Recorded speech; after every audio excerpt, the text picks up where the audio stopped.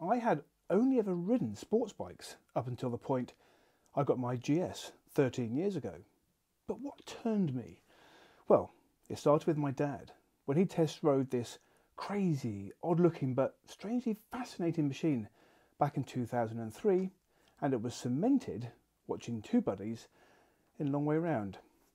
I still kept the sports bike, but I bought a GS to help get me back into some proper adventuring. My chosen steed was in classic BMW GS black and yellow, rather than the silver favoured by the Long Way team. And from the moment I took possession, I was in love.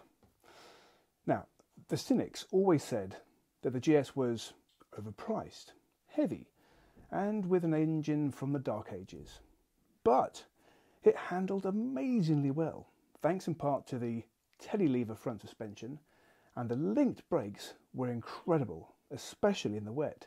On the A roads, I felt as if I was every bit as quick as I'd been on my Fireblade. Whether I was or not didn't really matter. I was enjoying it every bit as much. On the motorways, it just ate the miles up. The GS took me all over Europe, quite often averaging 400 miles a day with no problem at all. And I'd only need to fill up with fuel once. It was also the first time I felt comfortable taking my kids on a bike, even in the wet. But the icing on the cake for me was taking it off-road.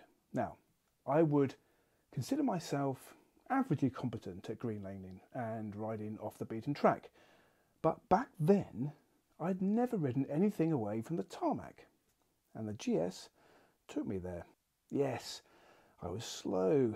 Yes, I was pretty rubbish at anything that got more difficult than a gravel track. But that wasn't the point. I rode gravel tracks, deep puddles, muddy ruts, slippery slates, and despite feeling utterly incompetent at this stage, I started to understand the appeal.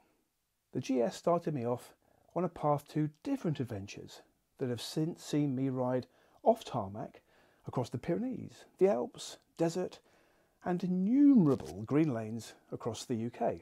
And, much like our Long Way pals, it has also helped to further reinforce the greatest of friendships that remain strong right up to today.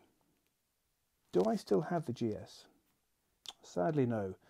The love affair took a turn for the worse, and after two broken crown wheel bearings, several ignition coils, a brake system overhaul, and an utterly empty wallet, off he went. And I think it got written off in an accident shortly after I sold him.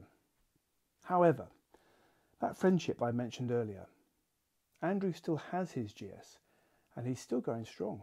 In fact, Jeffrey the GS appeared back in Season 7 of Adventure Bike TV on Amazon, when Andrew and I took a trip around the NC 500 in Scotland. Andrew owns a classic piece of motorbiking adventuring history, and quite frankly, I'm rather jealous.